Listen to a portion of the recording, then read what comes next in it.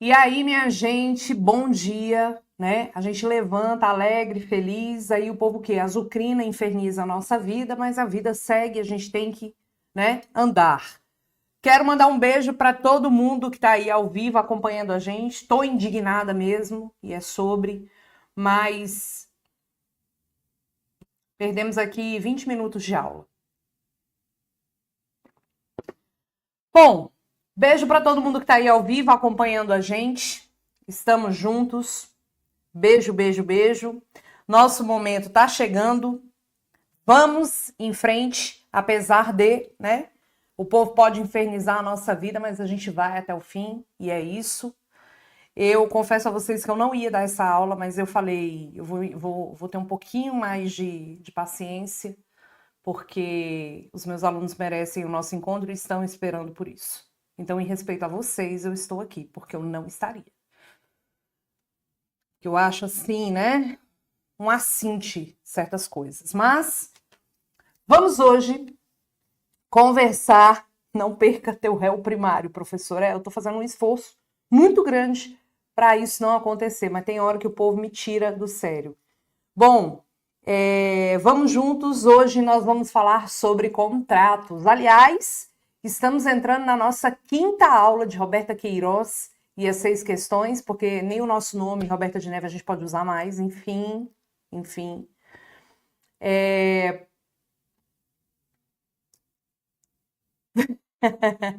Um beijo, viu? Estamos entrando então hoje no nosso quinto encontro do nosso Roberta Queiroz e as 6 questões. Falta a parte de obrigações e a parte geral, que vai ficar para quinta e sexta. Isso mesmo.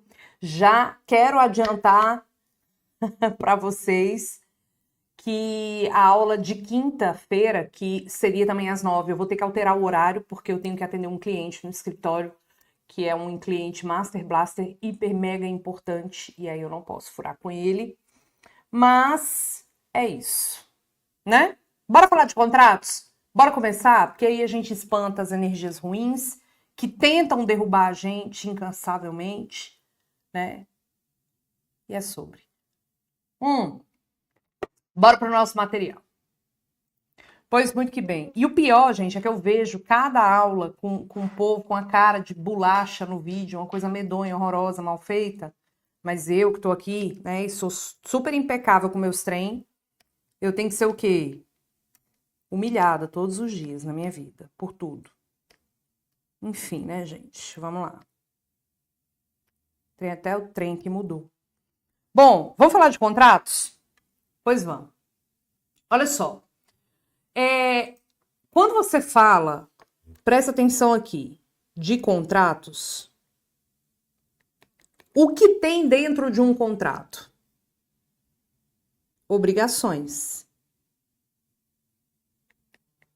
E quando se fala de obrigações, você sempre tem uma relação de credor e devedor.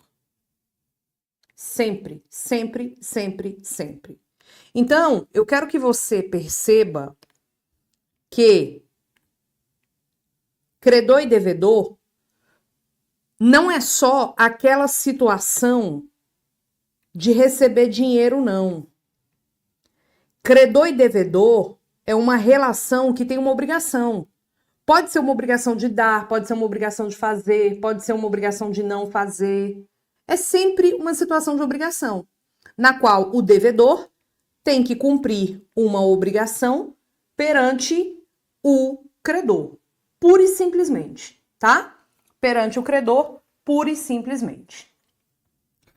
Você sabe que o contrato, nós temos variadas questões nos contratos, contrato de compra e venda, contrato de doação, contrato de permuta, contrato de fiança, contrato de locação, contrato de seguro, prestação de serviço, contrato de compromisso. A gente tem vários, contrato de jogo e aposta, vários contratos, vários. Em todos os contratos, todos, nós vamos ter uma relação obrigacional.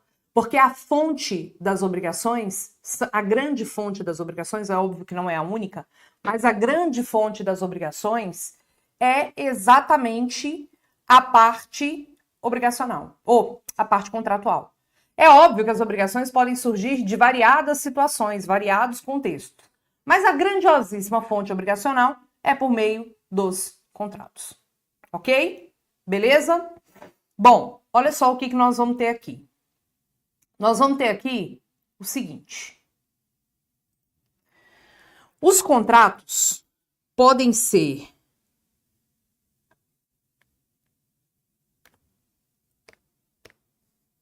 paritários.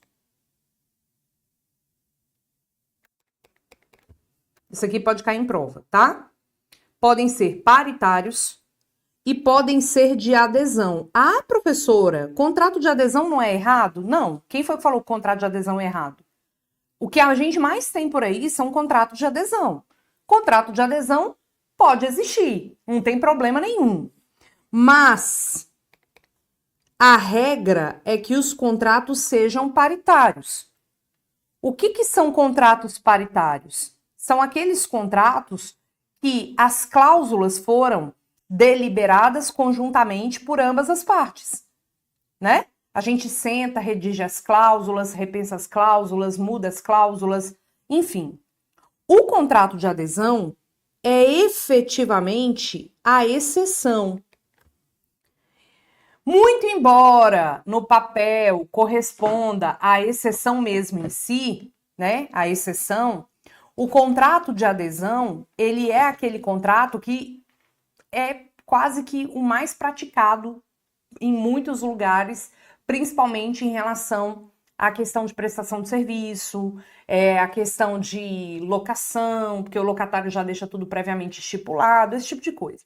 Então, o contrato de adesão é aquele contrato que você chega e as cláusulas já estão previamente definidas. As cláusulas já estão estabelecidas. Né? As cláusulas já estão prontas. Mas quando a gente fala de contrato de adesão, especificamente, nós temos algumas regras. Vamos lá. Nós temos algumas regras. Quais são as regras que nós temos?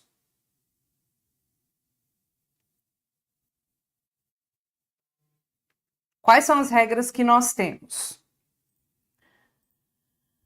Nós vamos observar aqui, vamos lá. Quais são as regras que nós vamos ter em relação à adesão?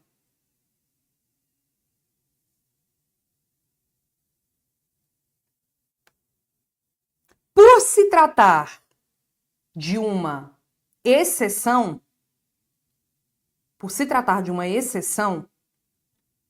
nós vamos observar que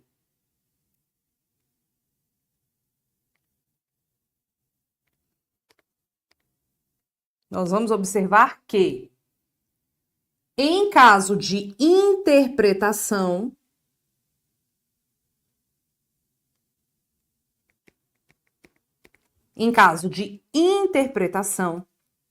se você for interpretar um contrato de adesão, essa interpretação, ela deve ser mais favorável, vou botar aqui, ó, ela deve ser mais favorável ao aderente. Quem é o aderente? É aquele que aderiu ao contrato de adesão. Então, preste atenção. O contrato de adesão é a exceção. Mas ele pode acontecer. E, gente, o contrato de adesão é válido, normal, normalzão, tá? Em caso de necessidade de interpretação do contrato, temos que interpretar uma cláusula judicialmente, o que nós vamos fazer? Em caso de necessidade de interpretação, essa interpretação deve ser mais favorável ao aderente. Mais favorável ao aderente, tá? Que é aquele que chegou e encontrou o contrato pronto. E também cláusulas que definem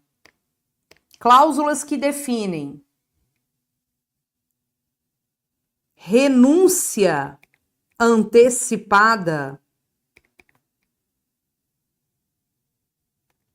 do aderente a determinadas coisas são nulas. Por exemplo, eu faço um contrato com você de adesão e eu redigi o contrato. E eu coloco que você está renunciando determinada questão sua. Eu coloco lá que você está renunciando um determinado direito seu. Veja. Você vai celebrar o contrato comigo aderindo a essas cláusulas, e a parada é a seguinte: você já está aderindo, renunciando. Essa cláusula é nula. Então, cláusulas que prevejam renúncia de direitos de forma antecipada são cláusulas que você categoricamente observa de cara como sendo cláusulas inválidas, porque são cláusulas abusivas dentro de um contrato de adesão, né? Óbvio. Tema do coração. Professora, qual que é o tema? Tema do coração. Esse tema aqui é o 426 do Código Civil. Oh, eu falo 6 e boto 5. Oh, meu Deus. É o 426 do Código Civil. Deixa eu abrir aqui para você. Nosso Código Civil. Que é aquela pessoa, né, gente? É, pra ter medo de mim mesmo.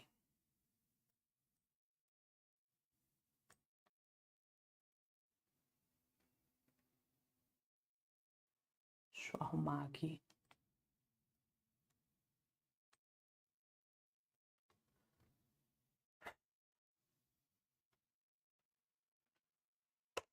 Olha aqui o Código Civil. 426.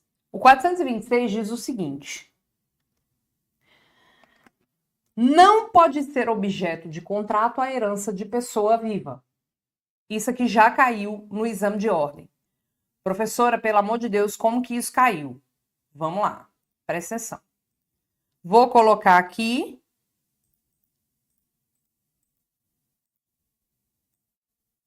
nosso 426. Aliás, só para dar um recadinho para vocês, na verdade, uma curiosidade mesmo. Lá no meu Instagram, @prof.roberta.queiroz, eu comentei sobre o testamento do Papa, tá? Com o falecimento do Papa, o Vaticano informou que ele deixou um testamento, só para me lembrar. Comentei também sobre o casamento do Amado Batista. Tá tudo nos stories agora. Eu postei ontem à noite, tá tudo nos stories. Então, dá uma olhada lá, porque são temas bem legais de curiosidade. Falei sobre reconhecimento de filhos. Eu abri uma caixinha de pergunta para o pessoal mandar algumas perguntas, algumas coisas. E aí o pessoal acabou mandando perguntas interessantes do direito civil. E foi muito bacana porque eu consegui explicar algumas coisas que, inclusive, podem cair na prova, tá? Vamos lá. Eu ainda tô me recompondo, tá, gente? Eu ainda tô voltando ao normal, vocês estão vendo aqui. O que é o 426? E teve gente que colocou aí que fez questão sobre isso. Fiz uma questão dessas, a Adriele colocou aí. Olha só. Não pode ser objeto de contrato a herança de pessoa viva, tá? Como que você vai entender esse dispositivo aqui? Esse é o chamado Pacta Corvina, Pacto dos Corvos, né? O corvo é aquele que fica ali em pé esperando você morrer para comer tua carcaça. E esse pacto, se celebrado, como a lei proíbe, ele é nulo. Se você faz, ele é nulo. Como que isso caiu na prova da OAB uma vez? Foi mais ou menos assim, ó. João é filho da Maria. É filho da Maria. Maria é muito rica, tem um patrimônio muito grande. O João é herdeiro único. Herdeiro único.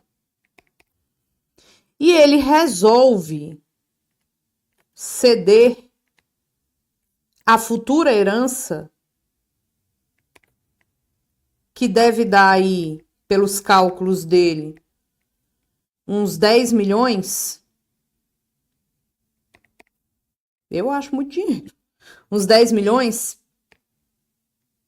para o amigo José, pelo valor de 1 milhão. Vocês entenderam o que ele fez? Ele fala assim, olha, meu amigo José, quando minha mãe morrer, é o corvo, né? Quando minha mãe morrer, eu vou receber por volta de 10 milhões de reais de herança, e eu sou herdeiro único da minha mãe. Eu quero ceder para você esse eventual direito, para você me dando agora 1 milhão de reais. Aí, quando a minha mãe morrer, quem vai se habilitar no processo de inventário é você.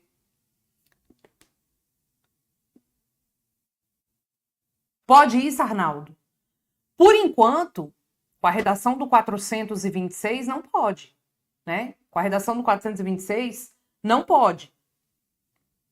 Então, se o João faz esse contrato com o José, esse contrato é nulo, tá? Esse contrato é completamente nulo. Completamente nulo. Tudo bem? Então, vamos lá.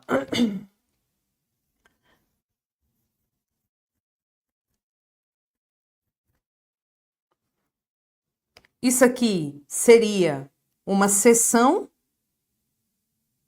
onerosa, porque ele cobrou o dinheirinho lá, né? Ele cobrou 1 milhão, e essa cessão onerosa é completamente nula, porque a lei fala que não pode ter contrato de herança de pessoa viva. Tudo bem? Beleza? Quer dar o print nessa telinha? Vamos lá. Pois muito que bem. Outra coisa que sempre cai em prova também. Regra.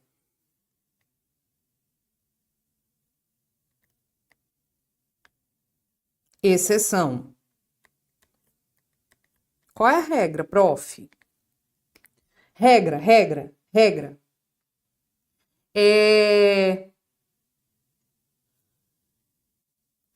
Os contratos, quando você faz um contrato, produz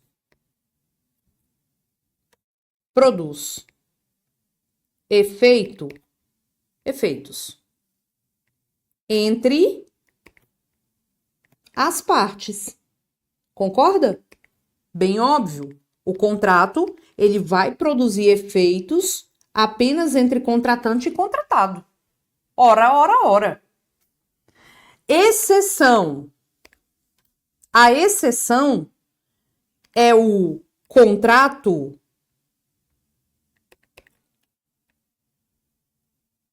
atingir terceiros.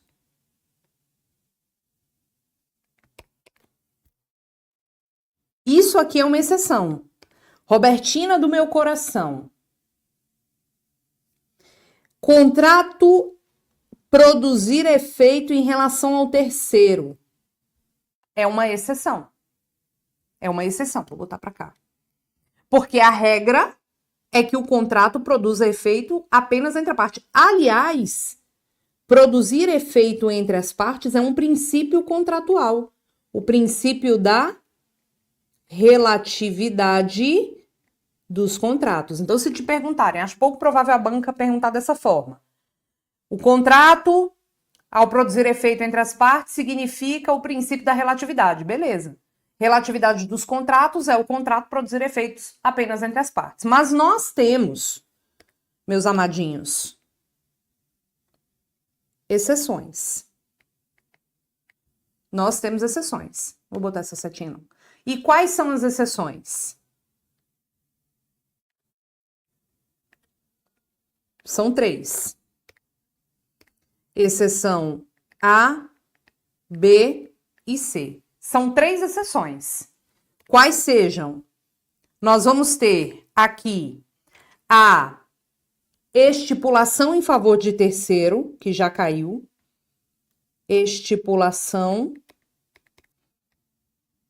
em favor de terceiro. Nós temos promessa, que também já caiu, de fato de terceiro. E nós temos um que nunca caiu. Contrato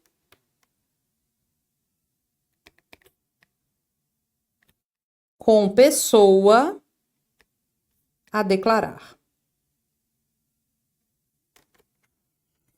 Basicamente, essas 3 exceções estão no Código Civil nos seguintes artigos: 436 a 438, e vale a pena você dar uma olhada nesses artigos antes da prova, tá? 439 e 440, 467 a 471. Mas você vai entender a partir dos exemplos que eu vou te dar agora. Estipulação em favor de terceiro. Eu faço um contrato estipulando um benefício a um terceiro, um favor a um terceiro. Qual que é o clássico exemplo de estipulação em favor de terceiro? Um clássico exemplo: seguro de vida. Clássico exemplo. Porque o seguro de vida você faz para que alguém, com a sua morte, receba um benefício. Então, se eu vou no banco e falo, banco, eu quero fazer um seguro de vida. E eu quero colocar como beneficiário do meu seguro de vida os meus pais. Então, quando eu morrer, os meus pais recebem o seguro de vida. Isso é uma estipulação em favor de terceiro. Meus pais não são partes no contrato de seguro. Mas quando se for exigir o cumprimento do contrato de seguro, eu vou estar morta. Eu vou estar morta. Então, imagina, eu morri e o banco não quis pagar o seguro para meus pais. O banco não quis pagar. Quem é que vai ajuizar a ação contra os meus pais? É óbvio que é que contra os meus pais, não, contra o banco. Quem vai ajuizar a ação contra o banco? É óbvio que são os meus pais, porque eu não vou estar aqui. Eu vou voltar de onde? Não sabemos. Do céu.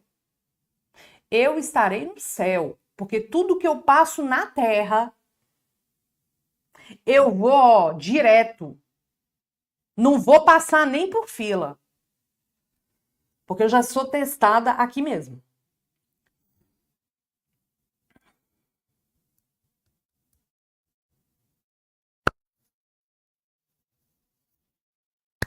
Né? Respira. Respira, Rodolfinho. Então tá. A pergunta que pode cair na sua prova é: no caso de uma estipulação em favor de terceiro, o terceiro pode exigir judicialmente o cumprimento do contrato? Pode. Claro que pode. Roberta, você tem só esse exemplo do seguro de vida? Não. Mas antes de passar para o outro exemplo, eu quero só te dar um bizu de prova que pode ser cobrado do STJ, tá? O que tá rolando? O STJ, o cara, vamos contar a história? Vamos contar a história. O cara, ele era casado com a Maria e tinha um relacionamento extraconjugal com a Joana. Inclusive, ele teve um filho com a Joana. Esse relacionamento durou, muitos anos. Eu, Roberta, eu entendo que ele tinha duas famílias. Ele tinha a família do casamento e a família paralela. Só que o STJ não entende sobre a existência de uma família paralela. O STJ fala, se tem o casamento, o outro relacionamento é de amante. É um concubinato. Adulterino. E aí, o que aconteceu? Ele já previa na cabeça dele que se desse alguma zebra, a mulher fora do casamento, que eu vou chamar de paralela, mas saiba que o STJ não reconhece isso, ficaria desamparada. Então ele fez um seguro de vida, e nesse seguro de vida ele beneficiou a Joana. E você sabe que no seguro de vida, como a vida passa e as coisas vão mudando, você pode colocar pessoas em subsidiariedade, beneficiários em subsidiariedade para receber os valores. Ele pode colocar lá no contrato assim, se a Joana não puder receber, vai para o José. Se o José não puder, ou já tiver falecido, vai para não sei quem. E por aí vai. Pode ser desse jeito, tá? E aí, o que rolou, gente? O que rolou? Rolou que como é que fala? O cara morreu, aí a esposa, né, foi ver os documentos, não sei o que, achou um seguro de vida, viu que a beneficiária do seguro de vida era a Joana, ajuizou uma ação para que o banco fizesse o pagamento para ela, que era a esposa. Aí o caso foi parar no judiciário e foi parar no STJ, então. E o que o STJ falou? Você não pode beneficiar em seguro de vida, não pode beneficiar em seguro de vida o amante. A gente não aceita isso. Inclusive está no Código Civil, não pode. Mas como ele colocou como disposição da vontade dele, que se a amante não pudesse receber, a Joana não pudesse receber o valor, o filho dele com a Joana receberia. E aí o STJ reconheceu dessa forma. Então, muito cuidado, tá? Porque o seguro de vida não pode ser deliberado para o ou a cúmplice do adultério, vulgo amante, tá bom? Beleza? Se cair isso na sua prova, você não vai errar. Um outro exemplo de estipulação em favor de terceiro que eu quero dar para você é o exemplo de um contrato de locação, por exemplo. Eu alugo o meu apartamento para o João. E o João tem que pagar o aluguel, claro. E aí eu coloco no contrato de locação que o João deve depositar o valor do aluguel todo mês na conta do meu filho. Eu estou fazendo uma estipulação em favor de um terceiro. Ora, o terceiro não tem nada a ver com o contrato de locação, mas a partir do momento que eu estipulo um benefício para ele, ele pode receber. Ele está sendo atingido por um contrato, ok? O outro caso, que também já caiu em prova, é em relação à promessa de fato de terceiro, tá? Promessa de fato de terceiro. A promessa de fato de terceiro é você prometer que um terceiro fará alguma coisa. Então, a promessa de fato de terceiro é você dizer que um terceiro vai fazer alguma coisa. Gente, aqui, se eu digo que um terceiro vai fazer alguma coisa, o terceiro não se obriga. Claro que não. Só se ele aceitar. Só se ele aceitar. O clássico exemplo que eu dou para vocês. O clássico exemplo. Assim, imagina que eu tenho uma empresa de cerimonial de festa. E você está procurando uma empresa para organizar o seu casamento. Você chega para mim e fala, Roberta, eu estou procurando uma empresa que organize o meu casamento, desde da roupa que eu vou usar até a banda que vai tocar na minha festa. Buffet, bebida, tudo. Tudo. Aí eu digo para ela, olha, eu digo para você, eu posso ser essa empresa. Se você me contratar Eu prometo a você que Ivete Sangalo vai tocar no seu casamento. Porra, velho, imagina um casamento com Ivete Sangalo. Eu nem sou fã de Axé Music, mas uma festa com Ivete Sangalo, eu tenho certeza que todo mundo ia querer ir. Todo mundo.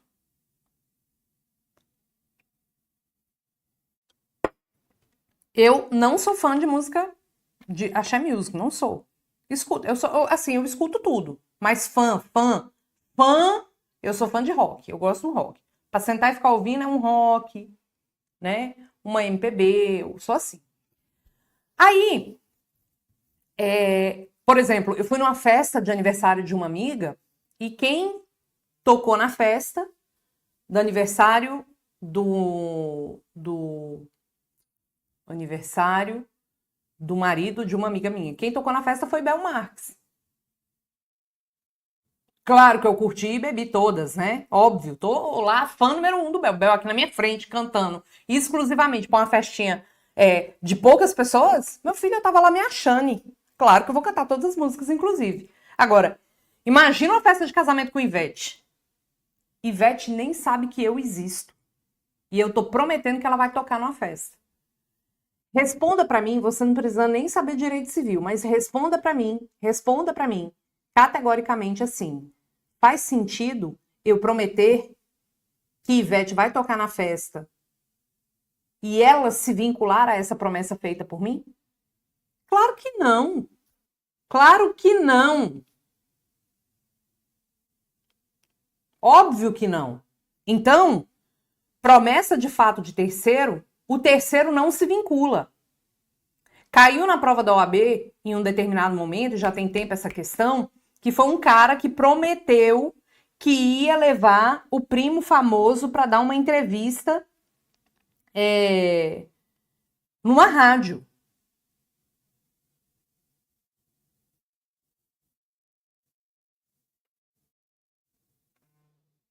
Entendeu? E o cara não foi. E aí? O cara que não foi vai responder? Claro que não, porque ele nem sabe que a gente existe na fila da goiaba aqui. Tá entendendo? A não ser que, por exemplo, eu pego meu telefone aqui, porque eu sou íntima de Ivete, e falo, Vetinha, Veveta, eu prometi que você vai tocar num casamento aqui em Brasília, beleza? Aí ela fala, pô, beleza, pode contar comigo. Eu digo, então vamos colocar aqui no papel por escrito. E aí a Ivete se compromete. Então, a promessa de fato de terceiro só obriga o terceiro se ele aceitar. Tudo bem? Vamos voltar. Roberta, o terceiro não se obriga de regra, a não ser que ele aceite. Tudo bem? Isso é uma promessa de fato de terceiro. E quem responde se der merda?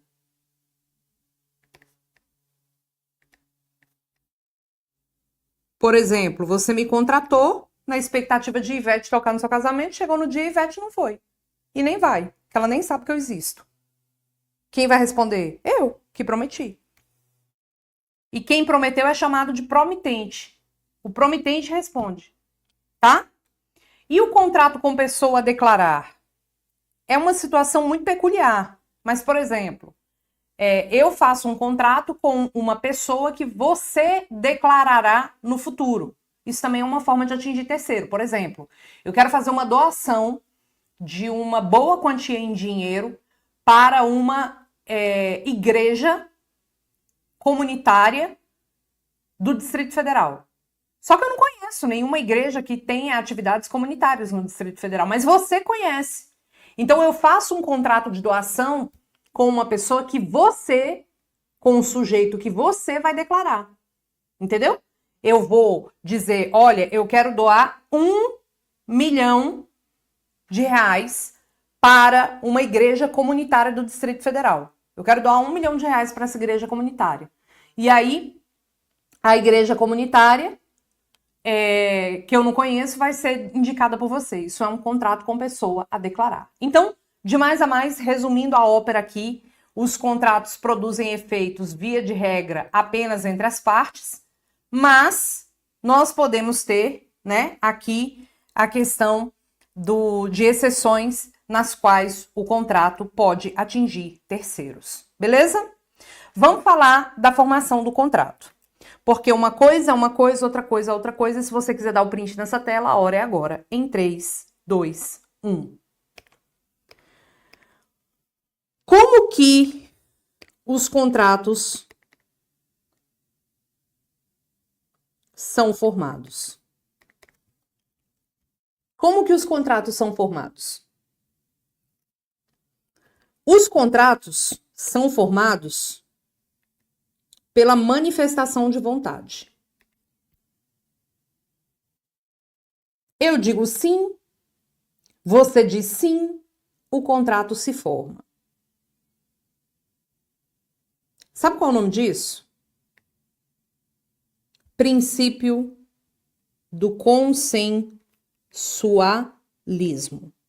Via de regra, os contratos são formados por meio da manifestação de vontade, tá? Os contratos são formados por meio da manifestação de vontade. Essa é a regra. Essa é a regra. Mas a regra tem exceção, né, Brasil? Então, vamos lá.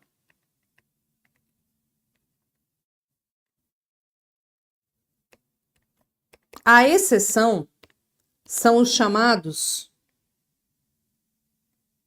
contratos reais.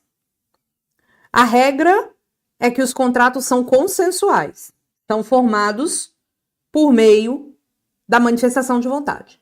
A exceção é que os contratos são reais, ou seja, são formados por meio da entrega da coisa. Isso aqui só vai fazer sentido, por exemplo, para o contrato de empréstimo,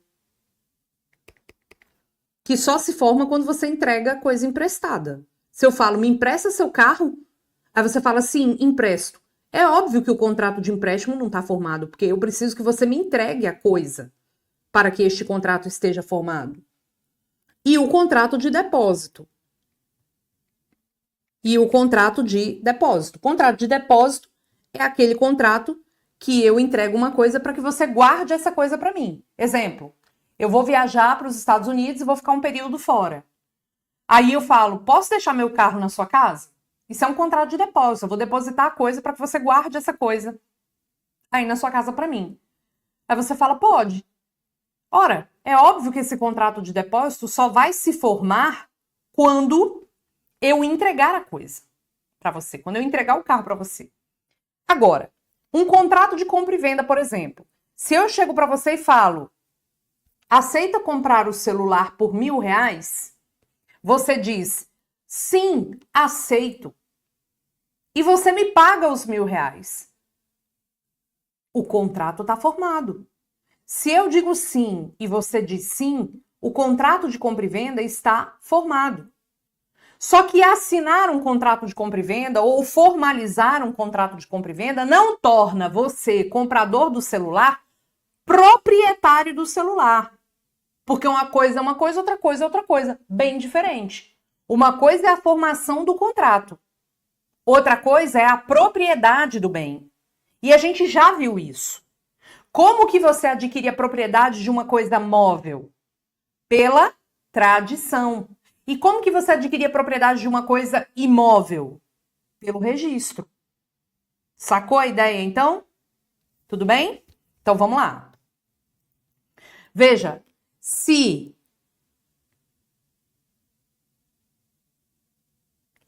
a gente tem um contrato, vou botar aqui. Se a gente tem um contrato de compra e venda. Deixa eu escrever, né?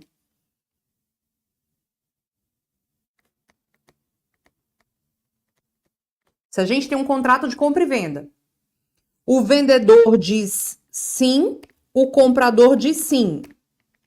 O contrato está formado. O contrato está formado. Muito embora dentro deste contrato nós estejamos diante de uma situação na qual se deve transmitir a propriedade, essa propriedade da coisa vendida só se transmite se o bem for móvel com a entrega efetiva, que é a tradição, e se a coisa for imóvel com o registro. Então, não é a simples assinatura de um contrato que torna a pessoa dona do bem. Tudo bem?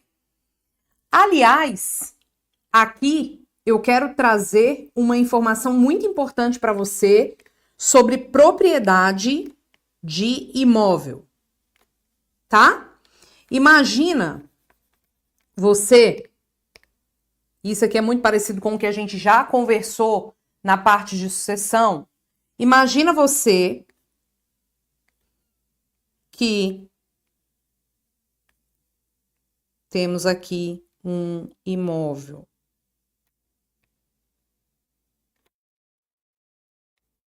Uma casa. Imagina você, presta atenção aqui, que o João vendeu a casa para Maria, Antônio e José. Eu tenho um vendedor e 3 compradores. Ele vendeu por R$1 milhão. Cada um foi lá e pagou uma parte, R$333.333, tá? Cada um foi lá e pagou esse valor aí. Tá entendendo? Houve a assinatura de um contrato de compra e venda. Essa assinatura do contrato de compra e venda torna Maria,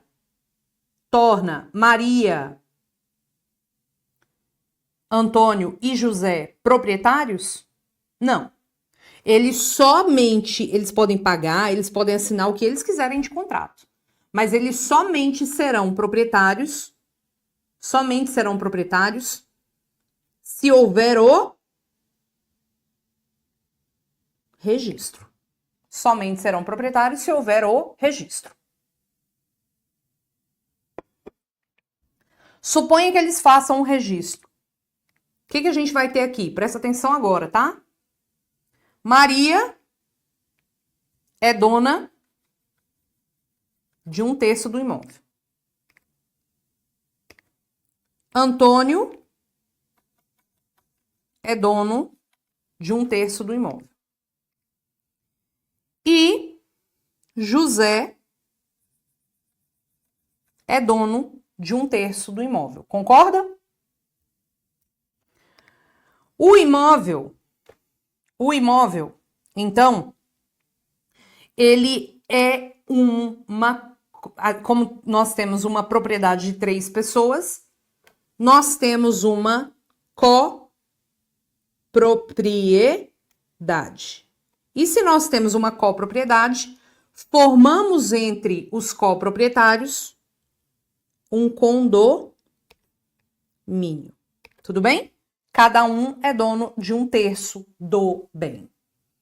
Se a gente tem a formação de um condomínio, nós vamos ter que observar que ninguém é obrigado. Ninguém é obrigado a ficar ali junto para sempre. Pode ser que a Maria fale assim: ai, que merda, quero vender minha parte. Quero vender minha parte, que eu não tô afim de ficar aqui com esses 2, José e Antônio, me irritando, não gosto desse povo, quero viver minha vida. Ela pode doar 1/3 da propriedade dela para quem ela quiser. Para quem ela quiser. Mas se ela for vender 1/3 da propriedade dela, obrigatoriamente ela tem que oferecer para os condôminos. Entendeu? Então, se a Maria A gente vai ter que observar o artigo 504. Se a Maria quiser, vamos lá, se a Maria quiser vender o 1/3 dela, ela vai ter que oferecer aos demais condôminos. Quem são os condôminos? O Antônio e o José.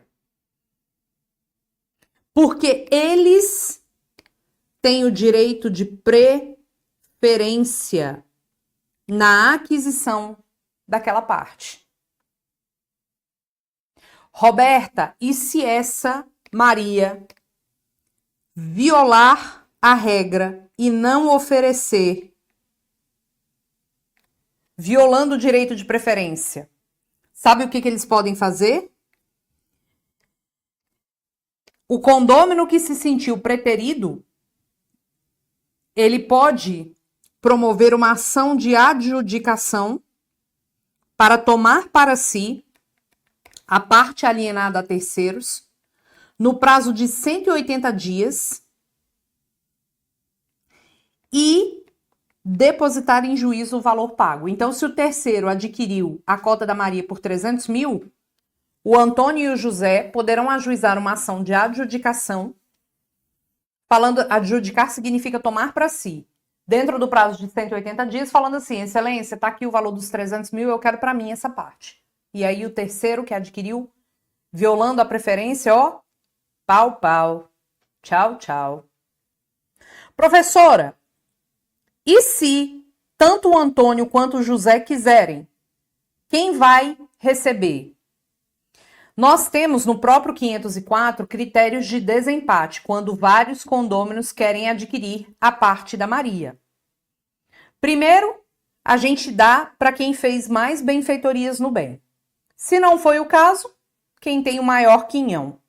Como aqui o quinhão é tudo igual de 1/3, vai para quem fizer o primeiro pagamento, tá? Então, para critério de desempate, eu vou colocar aqui. Para critério de desempate, no caso de adjudicação ou exercício de preferência, vou botar assim, ó. Primeiro, ganha quem tem mais benfeitorias. Ah, não é o caso, ninguém fez benfeitoria, todo mundo tá igual. A gente aplica para quem tem o maior quinhão. Não, todo mundo tem quinhão de 1/3, é igual.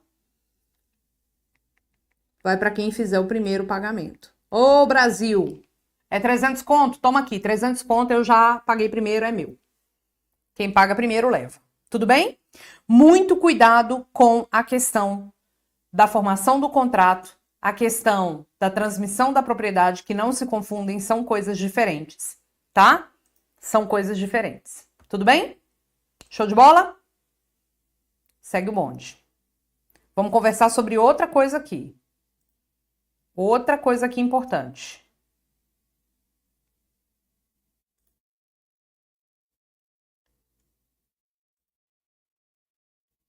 Podemos? Vamos lá, dá o print. 3, 2.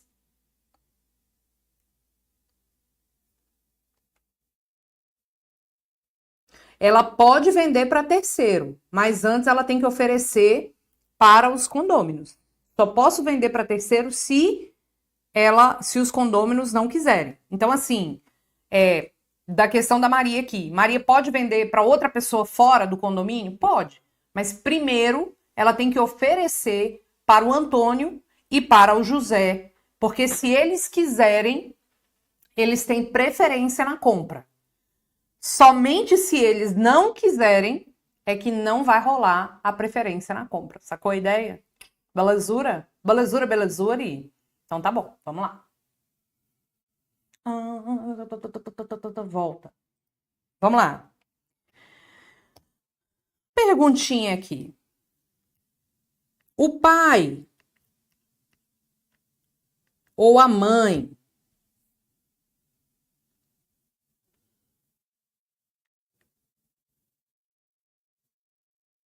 possuem um carro.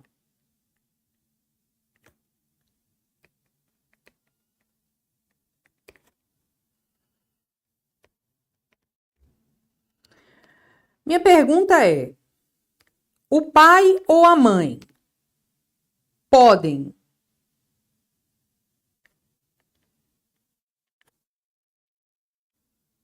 Lá vem a Roberta com as loucuras dela. Pois muito que bem.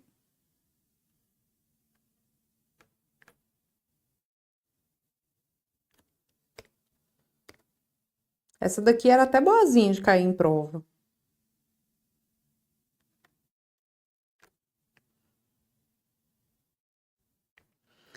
O pai ou a mãe pode vender o carro para o filho?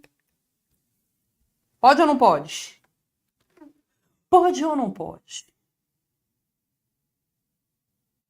O pai ou a mãe podem doar o carro para o filho? O que você me diz? O pai ou a mãe podem trocar o carro com o carro do filho? E aí? Brasil, a resposta aqui é sim para tudo.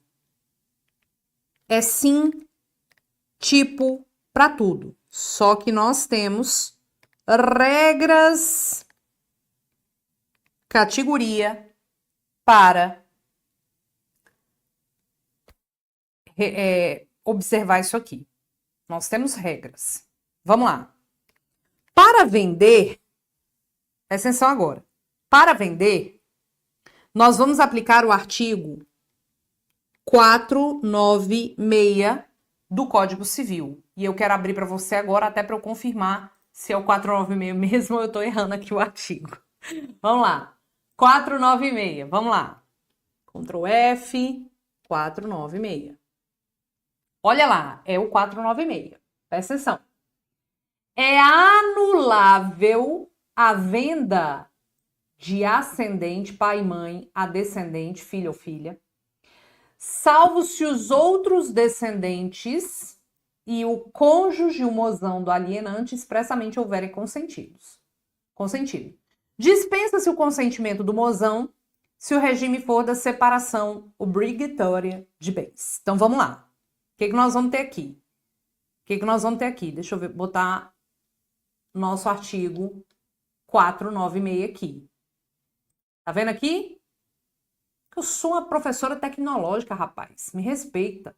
Vamos lá. Então, presta atenção. No caso de venda, pode. Só que, no caso de venda, a gente vai ter que observar a necessidade de consentimento do cônjuge do alienante e dos... Quando a gente fala cônjuge, entenda também companheiro, tá? Consentimento dos outros descendentes. Se não houver o consentimento, vai dar merda. Se não houver o consentimento, é anulável no prazo de 2 anos de decadência. Então vamos lá. O pai pode vender o carro para o filho? Pode. Mas para vender o carro para o filho, se aquele pai for casado ou vive uma união estável, tem que ter o consentimento do mozão dele, do cônjuge ou do companheiro. E também, se ele tiver outros filhos, dos outros descendentes. Se faltar o consentimento, é anulável no prazo de 2 anos. Agora, é óbvio que aquele que alega a anulabilidade, ele vai ter que provar o prejuízo, né, gente? Porque também não é assim. Ah, meu pai não vendeu um carro para mim, vendeu para minha irmã e eu que queria comprar. Eu vou lá fazer inferno? Não, eu tenho que demonstrar um prejuízo mínimo, tá? O cônjuge, se for casado no regime da separação obrigatória de bens, não precisa.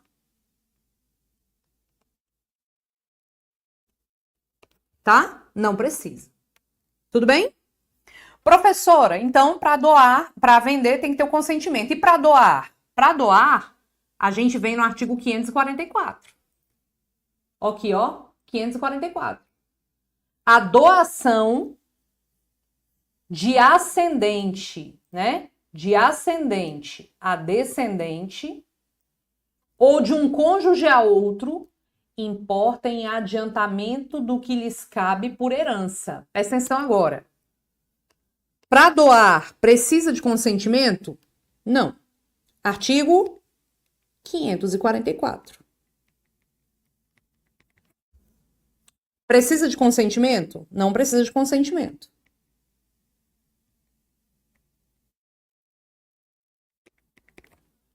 Precisa? Não. Não precisa de consentimento. Mas, de cara, já configura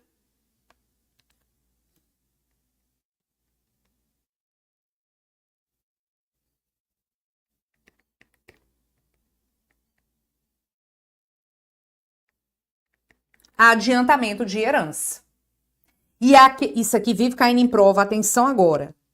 Aquele que recebe adiantamento de herança, lá no processo de inventário, quando esse pai que doou ou essa mãe que doou morrer, ele deverá promover algo chamado de colação. Professora, qual que é o artigo, pelo amor de Deus?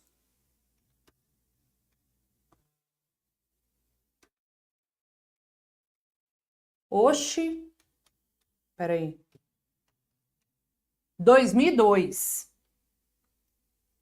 Artigo 2002 do Código Civil, que diz: os descendentes que concorrem à sucessão do ascendente comum são obrigados, para igualar as legítimas, a conferir o valor das doações que dele em vida recebam, sob pena de sonegação. Sonegação é perder o valor referente àquele bem. Então, lá no processo de inventário, a pessoa vai ter que falar que recebeu aquele valor em vida. Vai ter que falar, olha, juiz, seguinte, lá quando meu pai estava vivo, ele me deu um carro.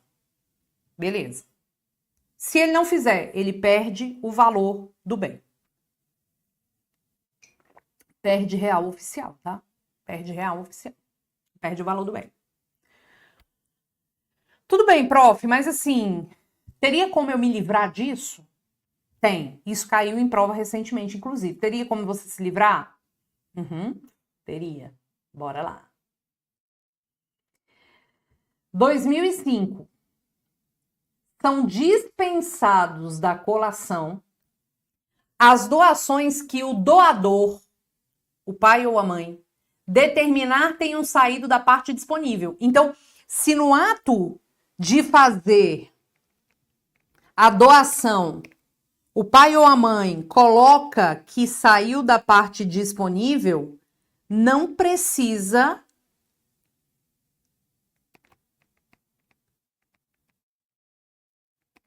colacionar. Tudo bem? Não precisa colacionar. Não precisa. Tá tudo bem. Certo? Belezura? Prof do meu coração.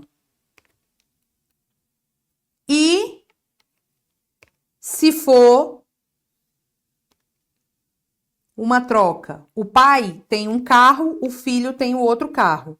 Eles podem trocar um carro com o outro, fazer um contrato de troca? Pode. Pode. A gente entra no artigo, deixa eu ver se é o 533. Isso, do Código Civil. 533. O contrato de troca ou permuta, você aplica as mesmas regras da compra e venda. Só que, na troca ou permuta, a gente vai aplicar essa regra de consentimento do cônjuge ou companheiro e dos outros descendentes somente se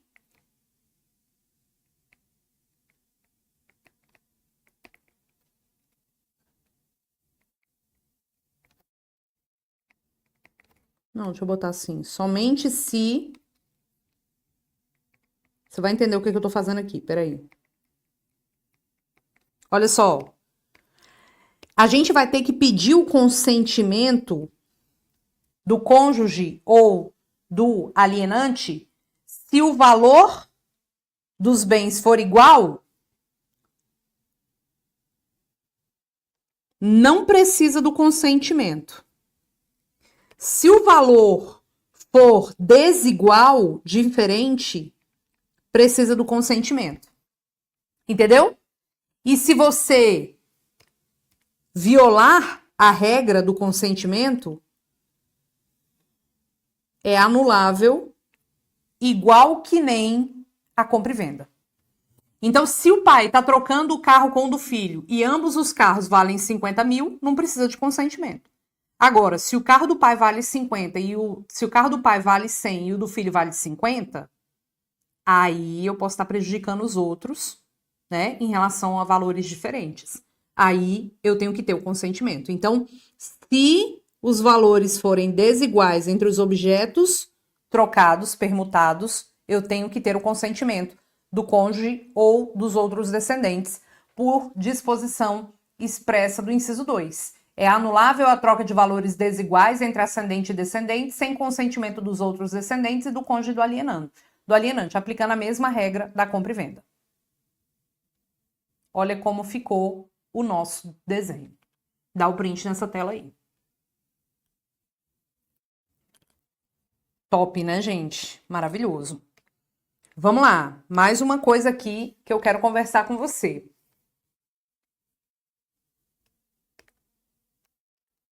Sabe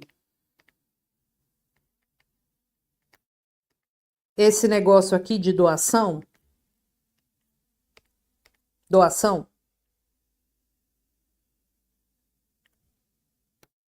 Você sabia que a doação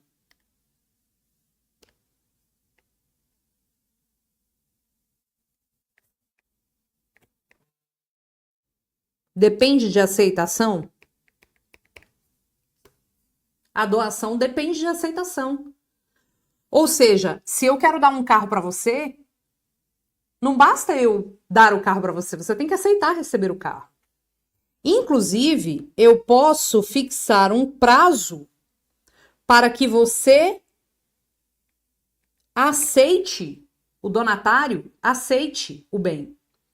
E no silêncio, se você permanecer em silêncio, eu posso falar assim, olha, eu vou te dar o carro, te dou 3 dias para aceitar. Se você permanecer em silêncio e se tratar de uma doação pura, o que é uma doação pura? É uma doação que não exige nada. É diferente da doação com encargo. Do tipo, te dou o carro para que você promova o transporte das crianças carentes da comunidade todos os dias para a escola. Aí eu tô botando um encargo. Se for uma doação pura, do tipo, te dou o carro, ponto, e não coloco nada, na doação pura, se eu tiver fixado prazo para você aceitar, o silêncio implica a aceitação. A aceitação. Se for uma doação com encargo, o silêncio não implica aceitação, não. E uma coisa que as pessoas esquecem muito é que, gente, a doação é um contrato que deve ser escrito. É um contrato que deve ser escrito. Sabia disso? É um contrato escrito. Ah, professora, mas minha mãe já me deu um dinheiro sem fazer por escrito. Pois é, via de regra é escrito. Mas pode ser verbal, pode ser verbal. Presta atenção agora. Pode ser verbal se tratar de bens móveis de pequeno valor. Bens móveis de pequeno valor. Sabia disso? Então, se sua mãe te dá R$ 1.000, pode ser entregar o dinheiro ali, porque dinheiro é bem móvel e é R$ 1.000, teoricamente, pequeno valor. Tá bom? Tudo bem? Bens móveis de pequeno valor. Professora, isso aqui já caiu em prova. Posso fazer doação para o nascituro? Posso fazer doação para o nascituro? Nascituro é aquele que está dentro do ventre materno. Posso fazer doação para um absolutamente incapaz? Quem é o único absolutamente incapaz? O menor de 16 anos. Posso fazer doação para o nascituro, gente? Posso. Chá de fralda. Vai lá entregar as fraldas para o nascituro. Alguém tem que receber por ele. Doação para o nascituro depende de aceitação do representante.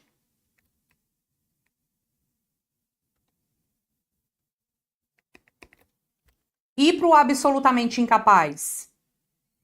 Se for uma doação pura, sem encargo,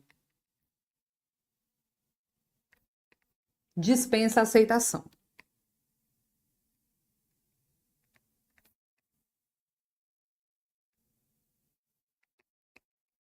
Ok? Dá o print nessa tela aí. Ó, é contrato escrito via de regra.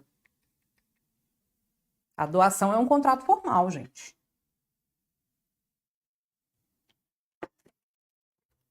Tá?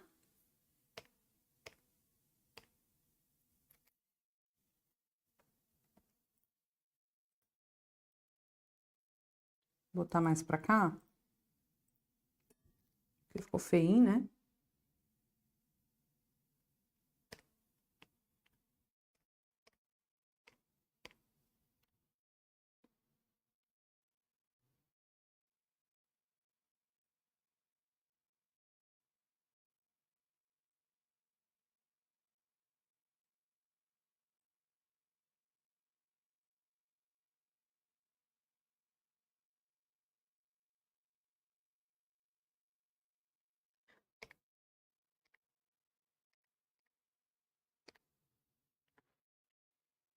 Pronto, dá o print aí que ficou bonitinho agora.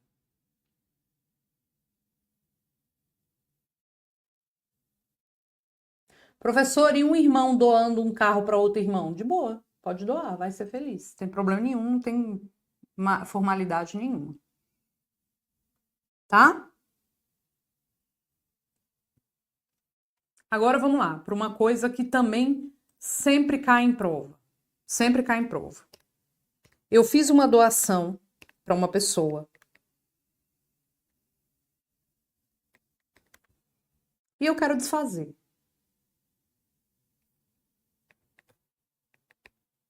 O doador, ele quer retomar o bem.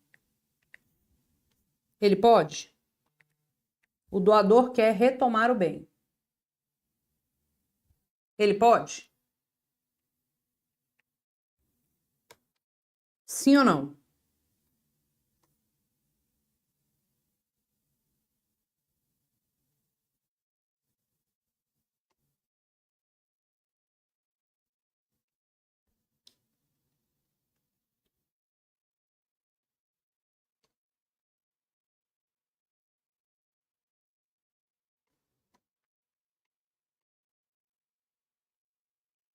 Sim ou não, gente?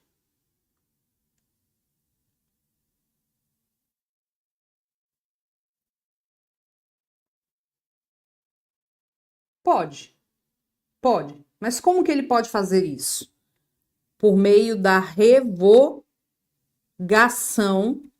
da doação. Por meio da revogação da doação.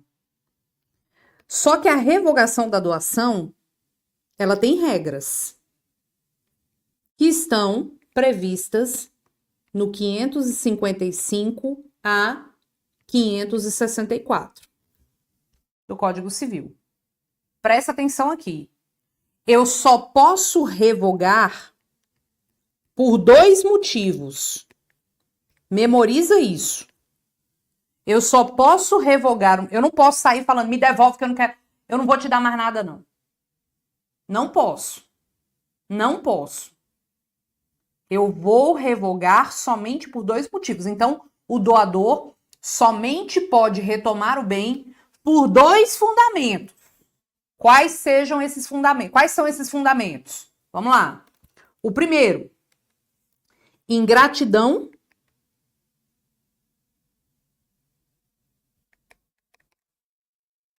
do donatário.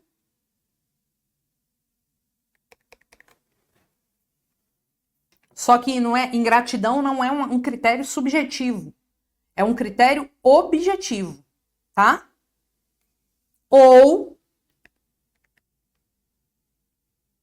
inexecução do encargo. Se eu falo assim, te dou a fazenda, mas você precisa construir uma igreja nessa fazenda. E você nunca construiu essa igreja. Eu posso ir lá e revogar a doação por inexecução do encargo que eu coloquei. Tá? Sobre a questão do encargo, tá tranquilo, né? Porque sobre a questão do encargo, o encargo foi estipulado no ato de doação. Se você descumpriu, eu decido se eu vou revogar ou não. Não tem maiores detalhes. Agora, por ingratidão do donatário, aqui ó, por ingratidão do donatário, o termo ingratidão não é porque não é qualquer situação que você entenda se tratar de ingratidão. Ficou feio. Não é qualquer situação que você fala assim, pô, isso aqui é uma ingratidão do caramba, a pessoa nem fala mais comigo hoje. Não, não é isso. Não é o doador que entende o que é ingratidão. Os casos de ingratidão estão todos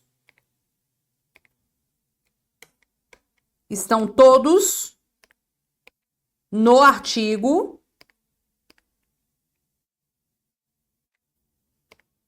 557. E eu abro com você aqui agora o 557. Olha lá. Podem ser revogadas por ingratidão as doações. Se o donatário atentou contra a vida do doador ou cometeu crime de homicídio doloso contra ele, se cometeu contra ele ofensa física, se injuriou gravemente ou, se podendo ministrá-los, recusou ao doador os alimentos que ele necessitava. Então, nós temos as hipóteses de revogação no 557. E aí, olha o que nós vamos ter aqui.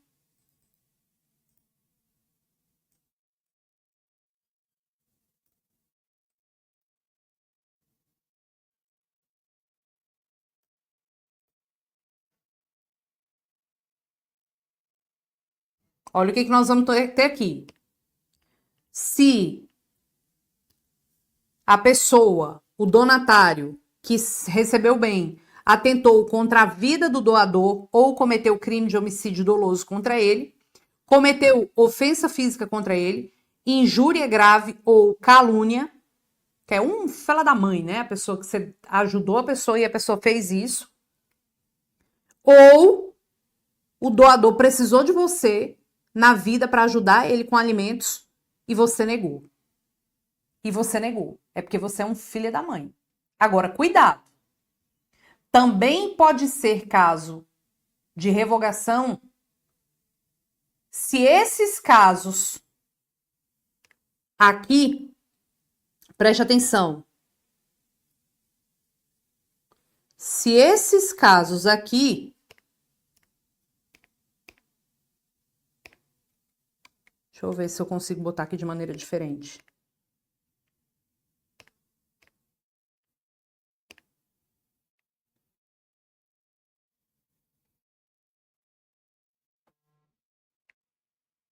Forem praticados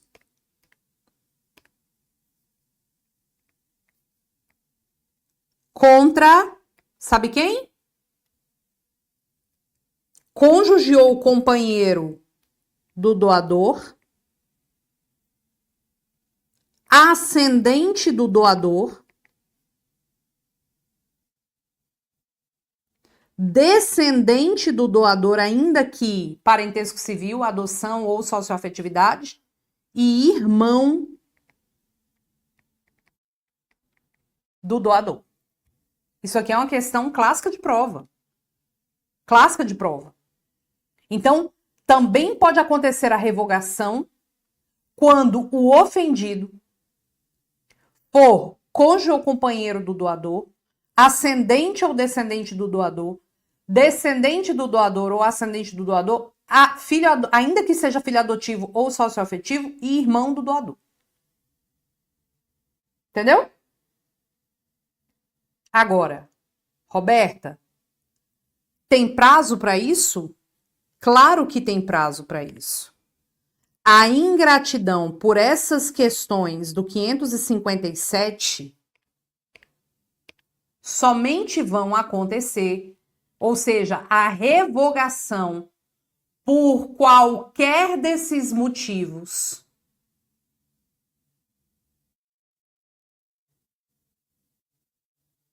pode acontecer se for dentro de 1 ano da ciência das causas do 557. Ok? Professora, mas o doador já morreu. Os herdeiros podem revogar? Não, porque o ato de revogação, ele é um ato exclusivo de quem doou. Mas se o doador já tiver feito a ação de revogação, os herdeiros podem prosseguir na ação de revogação.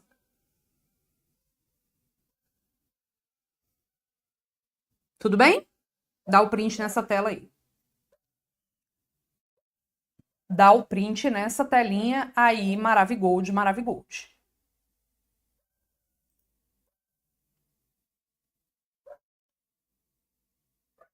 Tá?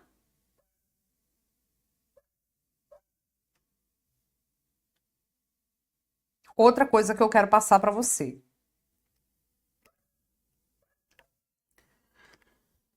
Fiança. Fiança sempre cai. Fiança sempre cai. Sempre. Sempre.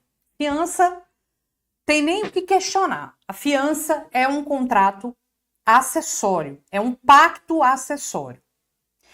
E a fiança é uma forma de garantia, que a gente chama de garantia fidejussória. Ou seja, o fiador se compromete a pagar caso o outro fiador ou caso o devedor não pague. Tá? Então vamos lá.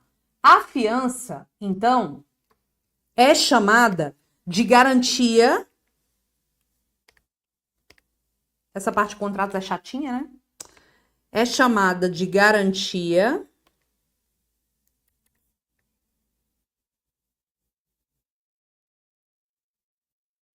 fidejussória. E é sempre, meus amores, sempre um pacto acessório. E é um pacto acessório que vai assegurar o cumprimento de um contrato principal.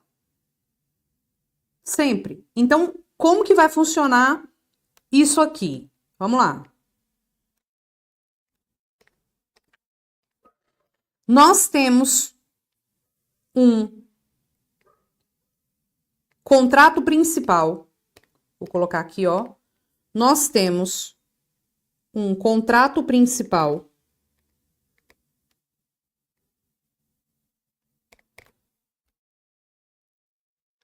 entre, vamos fingir que esse contrato principal é um contrato de locação, entre Maria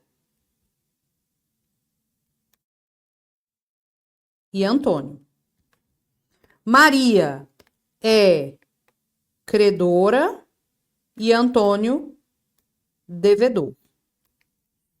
Ok? Como que funciona? Como que funciona a fiança? Imagina, Maria e Antônio fizeram um pacto aqui, um contrato qualquer, vamos fingir que é um contrato de locação, e dentro desse contrato a gente vai colocar uma fiança. O contrato de fiança, doutores, é um contrato entre o credor e um terceiro, que é o fiador. É um contrato entre o credor e o fiador. Vamos botar aqui que é um contrato entre o credor, vamos botar aqui José, fiador. Tá vendo? Representado aqui de azul. Então, a fiança é um pacto acessório. Vou até aumentar aqui, ó.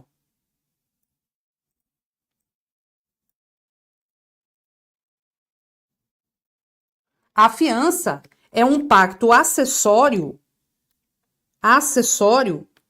entre o credor e o fiador. Vamos botar aqui, ó. Vamos botar assim, ó. A fiança é um pacto acessório que visa assegurar o cumprimento de um contrato principal.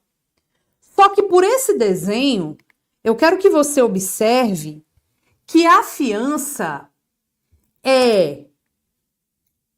Deixa eu botar um negócio aqui mais disfarçado, né?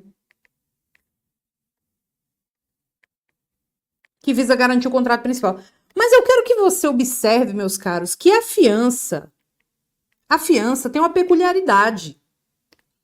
A fiança é sempre um contrato escrito, não existe fiança verbal. É sempre um contrato benéfico,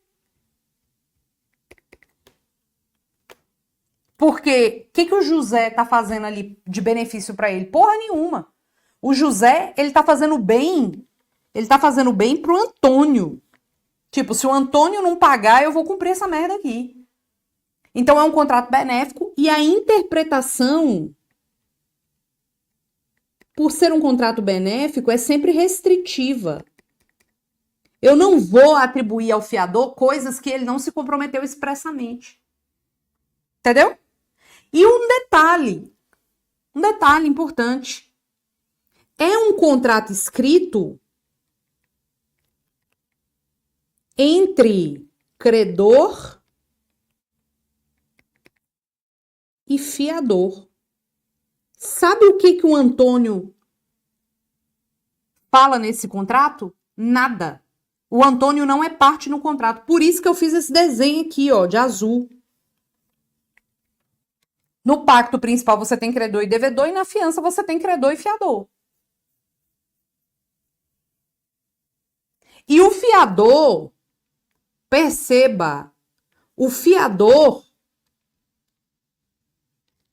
vou puxar a setinha dele aqui, ó. O fiador,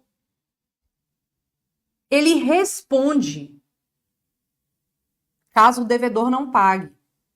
Só que para responder, ele tem uma questão chamada de regra, benefício de ordem. O que é o benefício de ordem? É o fiador exigir que primeiro se cobre o devedor. Se o devedor não pagar, aí sim cobra-se o fiador. Só que eu quero que você saiba que esse benefício de ordem pode ser objeto de renúncia.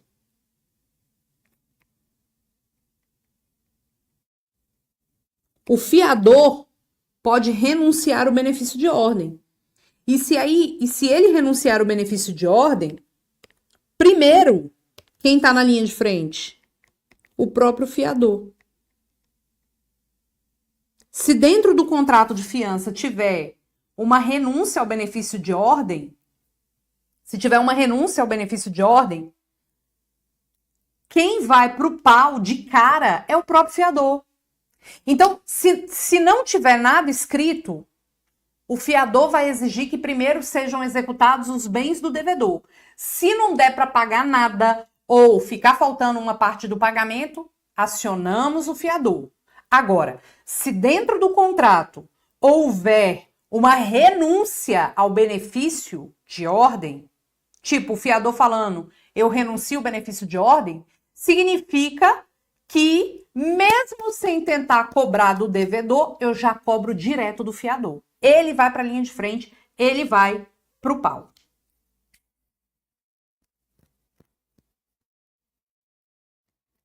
Tudo bem? Agora vamos ao detalhe. Vamos ao detalhe aqui. Roberta, se o fiador paga a dívida, ele pode agir em regresso contra o devedor? Pode, só que eu tenho uma péssima notícia para te dar. Se o cara não pagou de cara, tu acha que ele vai te pagar? Não vai.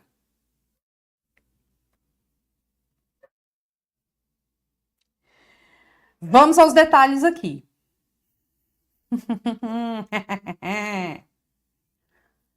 Professora, se o fiador for casado, fiador casado tem que ter anuência do cônjuge. Artigo 1647.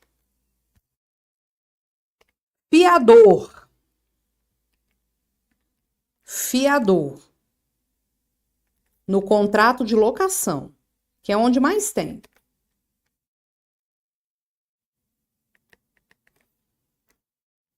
Perde o bem de família. Lei 8.009. Roberta, eu posso perder a minha casa? Pode. No contrato de locação, pode perder a própria casa. Vai para a penhora para pagar a dívida. Então, quando aquela sua tia lazarenta vira e fala assim, ô meu filho, titia tá precisando alugar uma sala comercial para botar uma lojinha para titia ganhar dinheiro e a titia tá precisando de um fiador, seja o fiador da titia. Você vai olhar para ela e falar assim, tia, eu amo tanto a senhora, mas tanto, que eu vou fazer esse contrato de locação no meu nome, eu serei o locatário e a senhora será a fiadora. Sabe por quê? Porque se não pagar o aluguel, é ela que vai perder a casa dela, não você. A Deise, já tô chorando aqui. Pois é. Botei lá nos meus stories do Instagram. Não seja fiador de ninguém. Ainda mais no contrato de locação.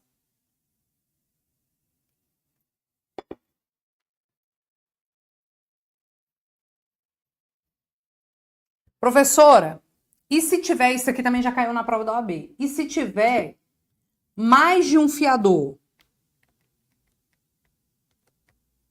Geralmente pede-se 2, né? Se tiver mais de um fiador no contrato, eu vou cobrar primeiro de quem? Do que primeiro assinou? Não. Sabe por quê? Porque são solidários. solidários. Mais de um fiador no mesmo contrato, eles são solidários. Pode cobrar de todos. De todos ou de um. Ah, tem 3 fiadores no contrato. Pode cobrar de qualquer um deles. Tá?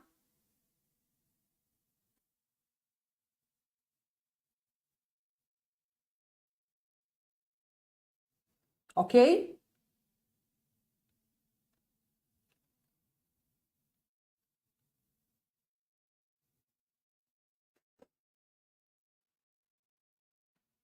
Dá o print nessa tela. Vamos para mais uma dica? Mais uma diquinha? Contrato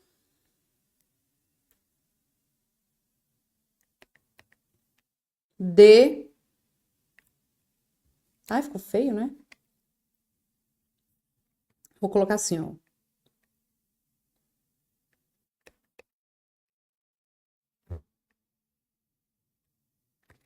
Ficou horrível.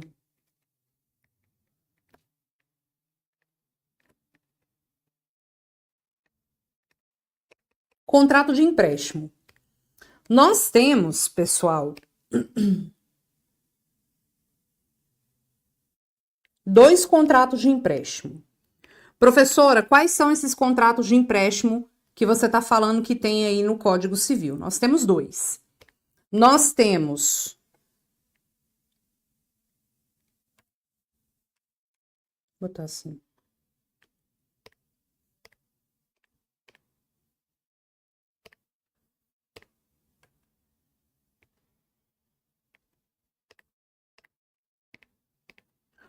Nós temos o contrato de mútuo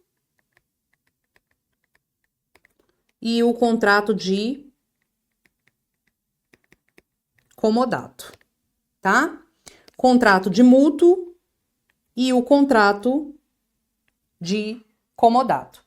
O contrato de mútuo,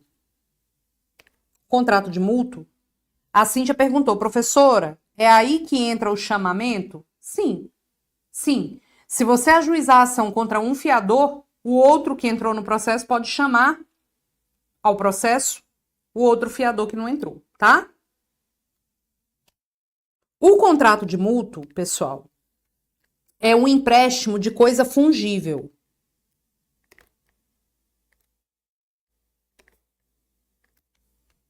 Exemplo, dinheiro.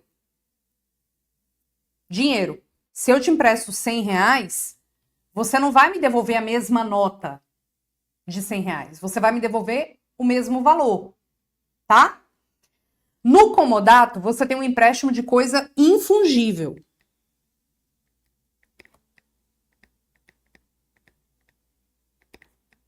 Coisa infungível. Se eu te empresto o meu carro, você não vai me devolver outro carro qualquer. Você vai me devolver o carro que eu te emprestei. O carro que eu te emprestei. Você não vai me devolver outro. Você vai me devolver o carro que eu te emprestei. Tá? Quero que você entenda uma coisa. No mútuo, você tem as partes mutuante, que é quem empresta, e mutuário, quem toma emprestado. No comodato, você tem o comodante, tô sabendo mais nem escrever, o comodante, que é quem empresta, e o comodatário, que é quem toma emprestado. Se você pega empréstimo de R$10.000 na boca do caixa do Banco do Brasil, o dinheiro, o caixa eletrônico cospe o dinheiro e você vai embora. Se no meio, você vai embora. O que você vai fazer com esse dinheiro? O que você quiser. Então eu vou te perguntar, quem é o dono da coisa emprestada no mútuo? O mutuário. Você é o dono. De modo que a gente aplica aquela regra da coisa perece para o dono. Se você pegou o dinheiro na boca do caixa, tá lá indo embora lá para sua casa, e você foi assaltado no meio do caminho, o ladrão levou o seu dinheiro. O banco tem alguma coisa a ver com isso? Não. Você vai ter que pagar o empréstimo do mesmo jeito? Sim. Porque a partir do momento que o banco entrega o dinheiro na sua mão, ou qualquer pessoa que esteja te emprestando dinheiro entrega o dinheiro na sua mão, se você for assaltado ou perder o dinheiro, ou qualquer coisa que você decida fazer com o dinheiro, fiz uma fogueirinha de papel com dinheiro. O problema é seu. Você vai ter que pagar do mesmo jeito. Porque a partir do momento que o dinheiro foi para sua mão, você é o dono da coisa. Caiu uma questão na prova da OAB sobre isso. Foi assim, João emprestou o dinheiro para o José. O José perdeu o dinheiro ou foi assaltado. O José pode ligar para o João e falar, João, como você não me pagou, ou como eu fui assaltado, eu não vou te pagar. Nada a ver. Porque a partir do momento que a coisa está na sua mão e você é o dono, a responsabilidade é sua. Agora, se eu empresto o meu carro para você, você é comodatário. E aí você estacionou o carro num determinado lugar. Caiu um raio em cima do carro. O carro explodiu. Você não tem culpa. Eu vou perder o carro, porque no comodato, o comodante continua sendo o dono, mesmo quando a coisa está na mão do comodatário. Tudo bem?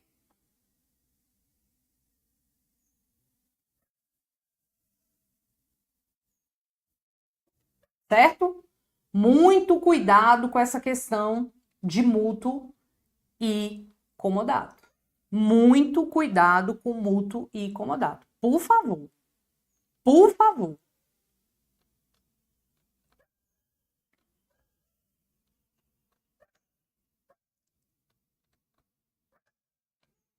Dá o print aí nessa tela. E é isso, meus amores.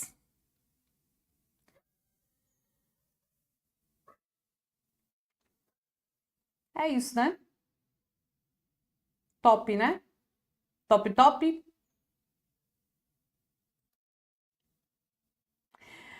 Quer dar o print nos slides de hoje?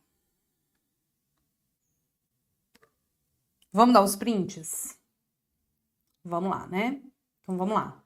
Dá aí o print 3, 2, 1.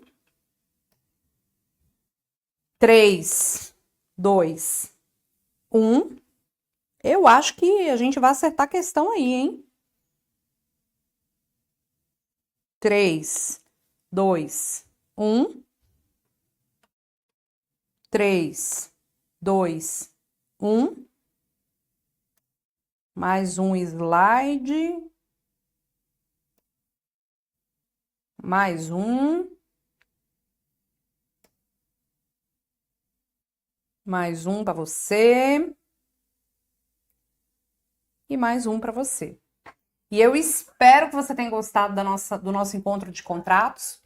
No nosso próximo encontro a gente vai falar de obrigações. Também é uma aula mega imperdível para você. Temas queridos do coração. E estamos juntos, tá bom? Beijo, beijo para você. Tô lá no Instagram, @prof. Roberta Queiroz, e aqui no YouTube também com um canal chamado Direito Como Nunca Se Viu. Beijo, fiquem bem, até o nosso próximo encontro. E respira fundo, segue, vai, porque você tá no caminho certo. E eu tenho certeza que a aprovação vai vir. Beijo, beijo, beijo, tchau.